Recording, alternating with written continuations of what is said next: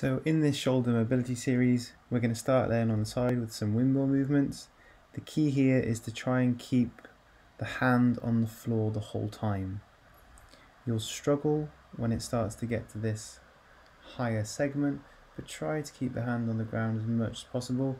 At that point it will be very difficult, so let it come around and just repeat in circles for the prescribed repetitions. Staying on the side, we're then going to move into reaching over, so a little bit of mid-back movement involved. We're going to allow the shoulder blade to come around, reach forwards all the way, turn back and get the hand to touch on the other side.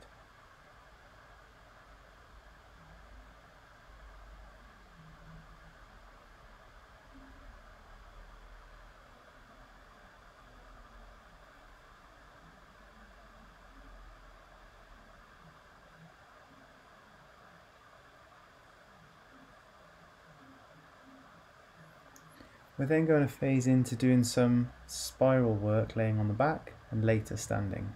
So laying on the back, we're going to let the arms roll in as far as they can and then roll out as far as they can. So think about palms going in one direction and palms rotating in the other direction as far as you can go around. Really allow the chest and the neck to naturally move. So at this position the chest will raise up, and as you can see here the chest goes down, the chin comes up.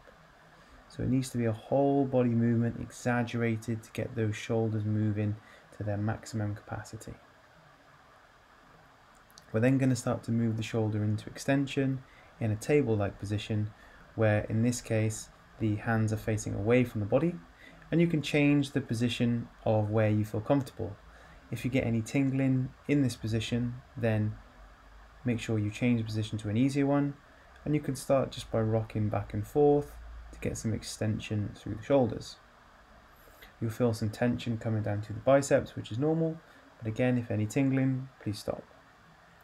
You can then also come up and hold the position, or repeat it as repetitions if your strength allows you to do so.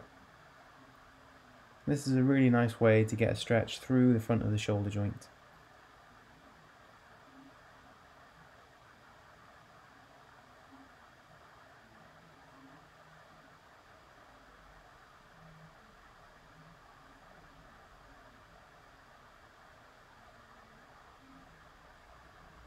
From there we can start opening up the back of the shoulder blades. So we're going to pin one hand down, keep that elbow, left elbow locked in this case, and let our whole body sink up and down. So imagine that left shoulder blade wrapping around the left side and underneath you. So you'll feel a big pull around that left shoulder blade region. As you drop down, you can also then stay there. You'll feel the stretch and use rotation of the rib cage to add a different style of the movement in. But just have a play with the movement and go by how it feels. Feel the best way to get a good stretch through that tissue. We then want to go back into a child's pose position, but instead we're going to try to reach the hands over to one side as far as they possibly can. Drop the bum down to the heel as much as possible. Hold that position for time, and then try it on the opposite side. So we need to be off to one side or the other.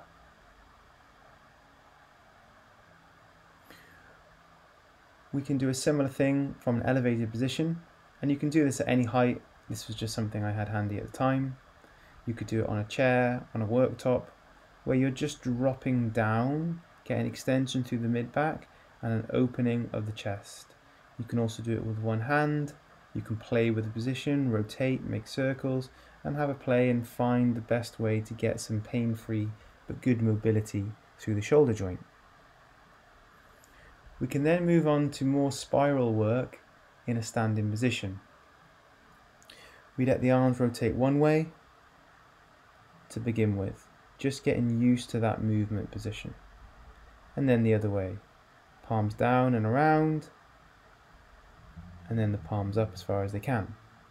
From the side here, you'll see how the wrist, the elbow, the shoulder blade, everything rotates, and the rib cage moves at the same time. Here rounding and here straightening.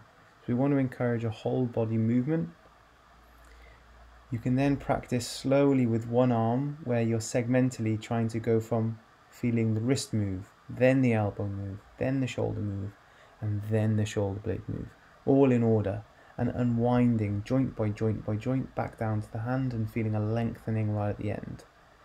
We can then integrate the two together, spiraling one way and the other way, practicing how that movement links together.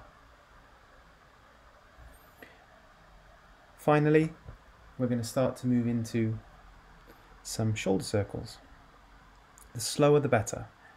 We want to try to keep the elbow into the ear for the whole duration of the movement. And so if you go slow, we don't want to skip the hard bits. The arm comes up in front, we brush the ear as best as possible and as closely back down the other way. What you can do is use a wall to guide you, because that way you can't cheat.